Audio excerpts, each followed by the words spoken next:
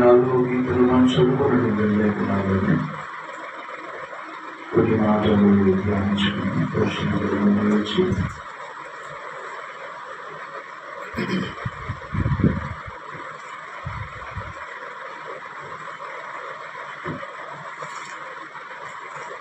ఆసాపు రాసినటువంటి కీర్తన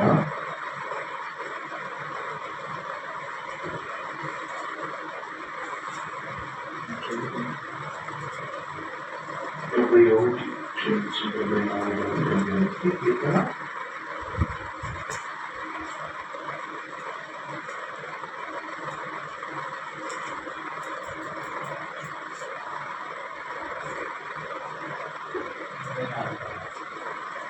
71వ కీర్తన మనం చదువుకున్నాము.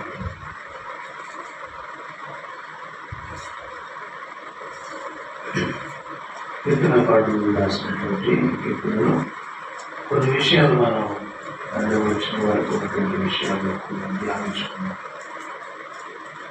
ఏమని నేను శరణదొచ్చి ఉన్నాను, నన్ను ఎన్నడూ సిగ్గుపడలేకుము. నీ నీతిని బట్టి నన్ను తప్పించుము, నన్ను విడిపించు. నీ చెవియోకి నన్ను రక్షించు.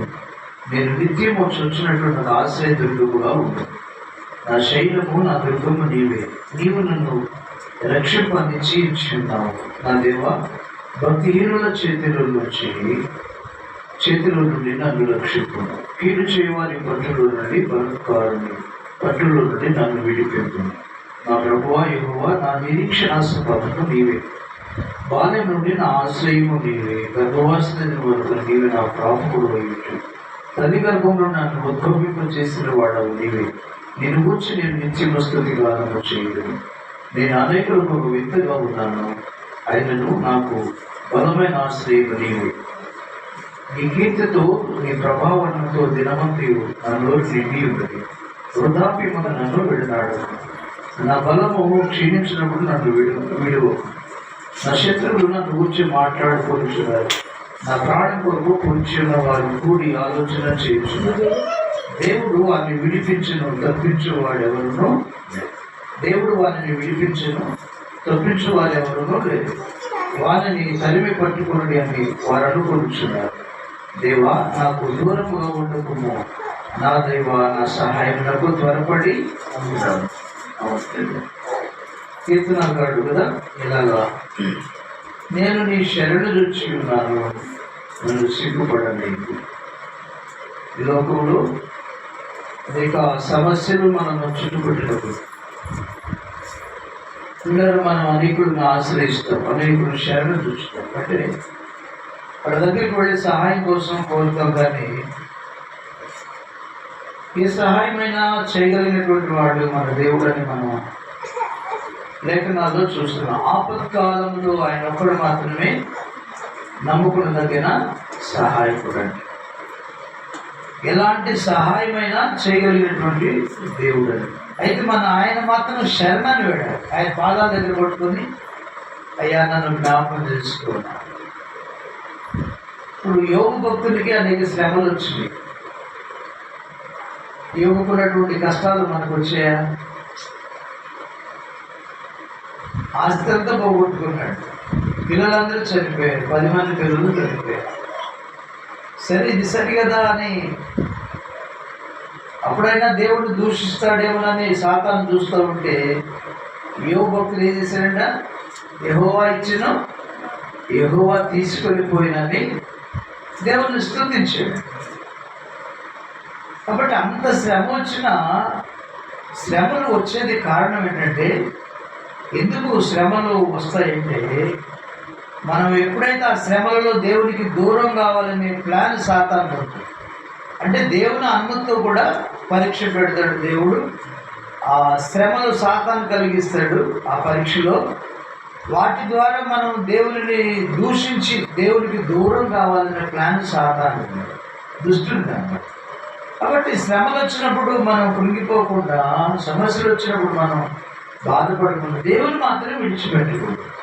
ఎందుకంటే మనుషులు ఎవరు కూడా ఎంత సహాయం కోసం మనుషుల దగ్గరికి వెళ్ళినా వాడు ఏదైనా ధన సహాయం చేయగలరు, మాట సహాయం చేయగలరు, లేదా ఇంకోటి సహాయం చేయగలరు, అని నేను బ్రతికించలేదు. ఆ తర్వాత నేను స్వస్థపరచలేదు, నేను విడిపించలేదు. సాతాను దేవుని కంటే తక్కువ వాడు, దేవుని కంటే బలవంతుడే కాదు, కానీ అన్నిటికీ బలవంతుడు దేవుడే. అయితే మనల్ని చంపలేడు, దేవుడి అధికారం ఉంటేనే చంపలేడు. కాబట్టి మనం ఏం చేస్తామంటే, ఒకవేళ మనం చనిపోతామేమో ఈ సమస్యల్లో, కష్టంలో, వేదనలో భయపడి మనుషులను ఆశ్రయిస్తాం, మనుషులు నమ్ముకుంటాం, మనుషుల సహాయాన్ని కోరుకుంటాం. ఇవన్నీ పిల్లరా వారు చేయలేరని అర్థం, నిమిత్త మాత్రులని అర్థం. దేవుడు ఒక్కడే చేయగలడు. నేను స్వస్థత అయినా, నీ ప్రాణాన్ని కాపాడటమైనా, నరకం నుంచి విడిపించడమైనా, నీ పాపముల నుంచి విడిపించడమైనా ఎవరు చేయగలరు? దేవుడు ఒక్కడు మాత్రమే చేయగలిగాడు. ఇంకెవరు నీ ప్రాణాన్ని కాపాడగలిగిన సమర్థులు ఆయన ఒక్కడే. నీకున్నటువంటి కష్టాల నుంచి విడిపించగలిగిన వాడు దేవుడు ఒక్కడే. ఆ దేవుడు ఎవరంటే ప్రభు అయిన యేసు. ఆయనకు అధికారం ఉంది. భూలోకంలో అధికారం ఉంది, పాతాళంలో అధికారం ఉంది, పరలోకంలో అధికారం ఉంది. నాకు సర్వాధికారం ఇవ్వబడింది అన్నాడు. కాబట్టి విడిపించగలిగిన వారు ఆయన. కాబట్టి మనం ఆయన శరణాన్ని వేడుకోవాలి. ఏంటంటే శరణ చొచ్చటం అంటే ఆయన దగ్గర పదే ఆయన స్వస్థపరిచేంత వరకు ప్రార్థన చేయాలి కదా. మార్తమ్మక ఆమెకు దగ్గు వచ్చింది. ఏమొచ్చిందంట? ఆ దగ్గు ఎన్ని రోజులు తగ్గట్టు 3 నెలల వరకు తగ్గదు. తగ్గించేంత వరకు ఏం చేసిందంటే దేవుని దగ్గర, అయ్యా నన్ను బాగు చేయి, నన్ను బాగు చేయి. 3 నెలలు ఆ శ్రమను భరించింది. నన్ను స్వస్థపరిచే దేవుడవు, నీవు స్వస్థపరిచే దేవుడవు అని లేకున్నావు. యెహోవా రాఫా ఏంటంట? యెహోవా స్వస్థపరిచే దేవుడు, స్వస్థపరిచే యెహోవా. కాబట్టి నువ్వు స్వస్థపరుస్తావు కాబట్టి, అనేకులను బాగు చేసావు కాబట్టి నన్ను కూడా బాగు చేయ. నిన్నే ఆశ్రయిస్తున్నాను, నిన్నే శరణ చూస్తున్నానని వేడ్చినప్పుడు 3 నెలల తర్వాత స్వస్థపరిచేదట. స్తోత్రం. ఆ సాక్షి చెప్పింది. 3 నెలల తర్వాత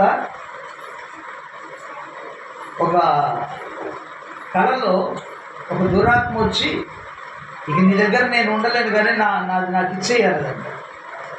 ఆ దగ్గు పెట్టిన దురాత్మ వచ్చి, ఇక నీ దగ్గర నేను ఉండలేను, నాది నాకు ఇచ్చేయమన్నదంట. అప్పుడు ఈ కళలో ఈమె నాలుగు మీద చేపెట్టి అలా ఏదో ఇచ్చినట్లుగా ఆమెకి ఇచ్చేసిందంట. చేయి నాలుగు మీద పెట్టేసింది, అది తీసుకెళ్ళి అలా పెట్టేసింది. అది తీసుకొని ఆ దురాత్మ వెళ్ళిపోయింది. ఆ రోజు నుంచి దగ్గు. చూసారు ఎంత సింపుల్. 3 నెలలు ఆమె ప్రభు పాదాలే పట్టుకొని, నీకన్నా స్వస్థపరిచేవారు లేదయ్యా అని ఏడ్చినప్పుడు, శరణాన్ని వేడుకున్నప్పుడు 1 సెకండ్లో తీసేసాడు. అసలు ఏ వైద్యుడు అలా చేయగలుగుతాడు? ఏ డాక్టర్ అలా చేయగలుగుతాడు? పరమ వైద్యుడు ఏం చేశాడంట? ప్రార్థించినందువలన, ఆయన శరణాన్ని వేడినందువలన కదా 3 నెలలు ఆయన మౌనంగా ఉన్న రెప్పపాటుల్లో ఆ కళలో కనిపించింది, తీసుకొని వెళ్ళింది, దగ్గర వెళ్ళింది. మళ్ళీ ఆమె మరొక సాక్షి ఏం చెప్పిందంటే, ఒక దుర్మార్గుడు వల్ల, ఒక మాంత్రిక దుర్మార్గుడు వల్ల 3 నెలలు బయట అవుతూ ఉందంట. రక్తం పోతూ ఉన్నాడు. రక్తం పోతూ ఉంటే ఆమె ఎక్కువగా ట్యాబ్లెట్లు, దేవుని డాక్టర్ల దగ్గరికి వెళ్ళదు, శరణాన్ని వేడదు, మందులని ఆశించదు. ఆమె నేను అనుకున్నాను నువ్వు మూర్ఖంగా భక్తి చేస్తున్నావు అనేవాడిని. అయితే దేవుడు అంత గొప్పవాడు కాబట్టి ఆయన పాదాలే పట్టుకొని శరణాన్ని వేడింది. ఆమె కూడా అది కూడా 3 నెలల తర్వాతనే దేవుడు బాగు చేశాడు. ఎలా బాగు చేశాడంటే, కళ్ళలో కనిపించిందంట, ఒక నీటి ప్రవాహం కొట్టుకొని పోతుందంట. ఆ నీటి ప్రవాహంలో ఒక ఎర్రటి లంగా కొట్టుకొని పోతుందంట. స్తోత్రం. ఏం వండరండి అద్భుతాలు! దేవుడు చేసే అద్భుతాలు, ఆశ్చర్య కార్యాలు అవి. ఆ లంగా కొట్టుకొని వెళుతుందంట. ఉదయానికి అంత బ్లడ్ విపరీతంగా పోయేటువంటి రక్తం ఆగిపోయింది. ఎవరు చేయగలరండి అంత స్వస్థత? ఏ డాక్టరు, ఏ మానవుడు చేయగలడు? విత్ ఇన్ సెకండ్స్లో నువ్వు ఆశ్రయిస్తే, నువ్వు శరణని వేడితే ఆయన కన్నా బాగు చేసేవాడు ఎవరు?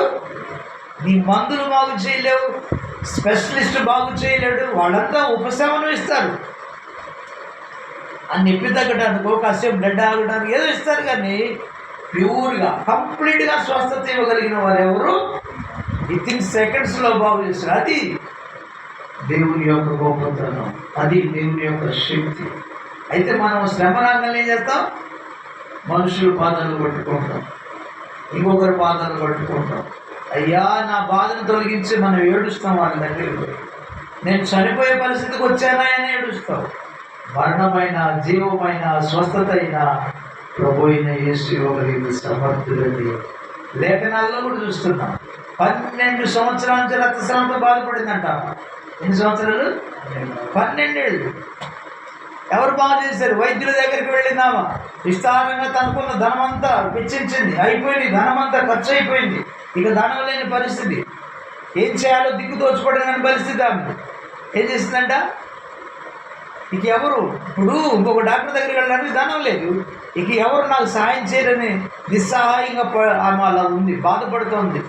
అప్పుడు యేసుక్రీస్తు ప్రభువాన్ని కూర్చుని ఎవరు కూర్చోవినది? యేసుక్రీస్తు ప్రభువారిని గురించి వినదంట. యేసుక్రీస్తు ప్రభువారిని గురించి విన్నప్పుడు ఏం చేస్తుంది? దేవుని గురించి వినాలి మనం. ఎవరి గురించి? యేసు దేవుడు ఎలాంటి దేవుడు? ఆయన జీవం కలిగిన దేవుడు, నిజమైన దేవుడు, సర్వశక్తి కలిగిన దేవుడు, స్వస్థపరిచే దేవుడు, రక్షించే దేవుడు, నరకం తప్పించే దేవుడు కదా, ప్రాణం ఇచ్చి రక్షణ ఇచ్చినటువంటి లోక రక్షకుడు యేసుక్రీస్తు ప్రభు. ఆయన గురించి వినాలి. ఆయా నోటంట ఆ 12 సంవత్సరాల నుంచి బాధపడుతున్న రక్తస్రావం గల స్త్రీ ఆయా నోట యేసయ్య కూర్చుని మాట విన్నదంట. వినిన వెంటనే ఆమెకు విశ్వాసం కలిగింది. ఆయన ఏ చోట ఉన్నాడో ఆ చోటుకు వెళ్ళింది. వెళ్ళి ఆయన ముఖాన్ని చూసిందంట. ముఖాన్ని చూసిన వెంటనే ఏమైందంట? ఆయన ముఖాన్ని చూసిన వెంటనే ఈమెకు విశ్వాసం కలిగిందంట. అయ్యో, ఈయనకి ఈ వైద్యుడు చూస్తూ పరమ వైద్యుడిలా ఉంది, ఈయనలోనే ప్రభావం కనిపిస్తుంది, ఈయనకి నా సమస్య కూడా చెప్పాల్సిన పని లేదనుకుందంట. అని మనసులో అనుకున్నది. ఈయన వస్త్రాన్ని ముట్టుకుంటే నేను బాగుపడతానని చాలామంది సమూహం అన్నప్పుడు వాళ్ళ సమూహంలో వెనకగా వెళ్ళి యేసు ప్రభు యొక్క వస్త్రాన్ని, అంగిని ముట్టుకుందంట. అంగిని ముట్టుకున్న వెంటనే 12 సంవత్సరాలు బాధపడుతున్న రక్తస్రావం రోగము వెంటనే వీడిపోయింది. ఎంత ప్రభావం కలిగినటువంటి, ఎంత శక్తిమంతుడండి. కానీ కాబట్టి ఆ తల్లి యేసుక్రీస్తుని గురించి విన్నట్లుగా మనం కూడా యేసయ్యను గురించి వినాలి. ఆయన ఎంతటి శక్తిమంతుడు, ఎంతటి బలవంతుడో వినినప్పుడు మనకు విశ్వాసం కలుగుద్ది. ఆ తర్వాత ఆయన దగ్గరికి వెళ్ళాలి. ఏం చేయాలంట? ఆయన దగ్గరికి ఆమె వచ్చినట్లుగా మనం కూడా ఆయన దగ్గరికి వెళ్ళి ఆయనను ఏం చేయాలంట? అవసరమైతే ముట్టుకోవాలి. దేవునికి మహిమ కలుగుతుంది. అలాగా మనం గొప్ప దేవుడని మనకు అర్థమవుతుంది.